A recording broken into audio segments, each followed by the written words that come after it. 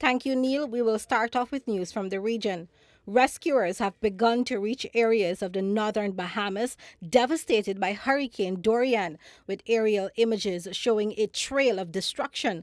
According to the BBC, Prime Minister Hubert Minnis said some areas had been decimated and expected the current death toll of 7 would rise. The hurricane winds that hit the Abaco Islands equaled the highest ever recorded at landfall, and Grand Bahama also suffered severe damage and floods. Dorian has moved off north but still threatens the eastern U.S. seaboard. Forecasters have warned it could make landfall on the coast of South or North Carolina on Thursday. The Prime Minister said the Bahamas was facing one of the greatest national crises in the country's history. Leah Head Rigby, who runs a relief group and overflew the Abacos, said her representatives had told her there were a lot more people dead. Aerial images over the Abacos, including the port town of Marsh Harbor, showed mile upon mile of destruction, with roofs torn off, scattered debris, overturned cars, shipping containers and boats, and high water levels. An airport authority employee in Trinidad and Tobago spotted a potential problem with an American Airlines passenger aircraft moments before it took off from the Piarco International Airport Tuesday. The control officer was able to stop the Boeing 737-800 twin-engine jetliner, the Express reported.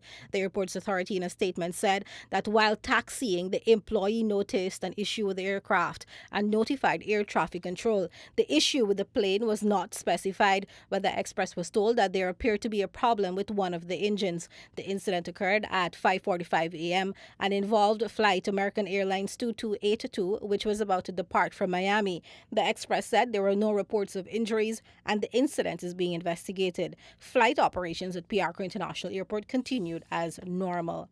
The Providence Secondary School in St. George, Barbados, is being accused of discrimination against a 14-year-old student who was born as a boy but identifies as a girl. Nation News reported that, upset by the stance of the Board of Management of the private school, the Canadian mother of the student has launched an online petition to raise national awareness of the matter and encourage members of the LGBTQ community to stand up for their rights. According to Nation News, the petition has so far garnered more than 200 signatures, with the aim of reaching 500. And although she plans to move the child to a new school in the next few days, where the child will be able to wear a uniform for a female, the mother has vowed to carry on the fight. The mother said her daughter was forced to wear a male uniform for the entire duration of the last school year and was constantly referred to as a boy by some of the local teachers.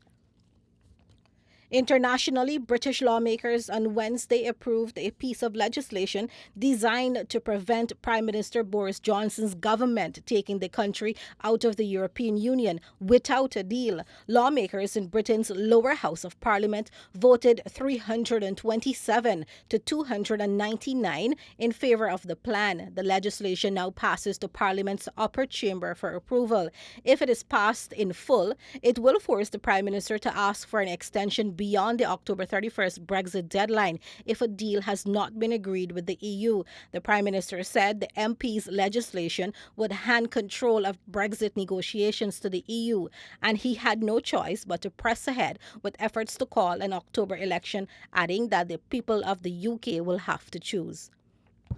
Africans have come out to boycott South Africa after days of looting and violence targeting foreigners, in which 5 people died. The BBC reported that Nigerian singers and Zambia's football team are among those in the boycott. South Africa's social development minister told the BBC the rioters feared losing their jobs to foreigners. The country has become a magnet for migrants from other parts of Africa. It has one of the continent's biggest and most developed economies, the BBC reported. The Nigerian government has also boycotted the World Economic Forum meeting in Cape Town, and the country has issued a travel warning to its citizens.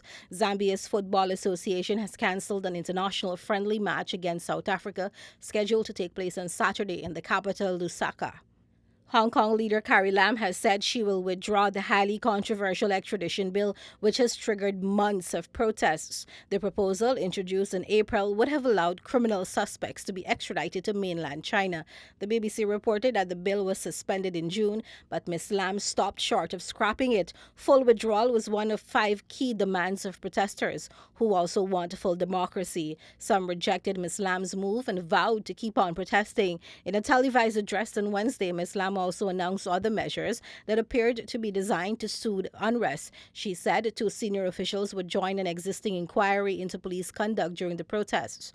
An independent investigation into alleged police brutality against protesters is another key demand of the activists. On Monday, Ms. Lam was heard on leaked audio tapes blaming herself for igniting Hong Kong's political crisis and saying it was unforgivable of her to have caused such huge havoc. The extradition bill quickly drew criticism after being unveiled in April. Opponents say it would undermine Hong Kong's legal freedoms and might be used to intimidate or silence critics of Beijing. Hong Kong is now in its 14th successive week of demonstrations and saw fresh violence between police and activists last weekend. And that brings us to the end of regional and international headlines. Back to you, Neil.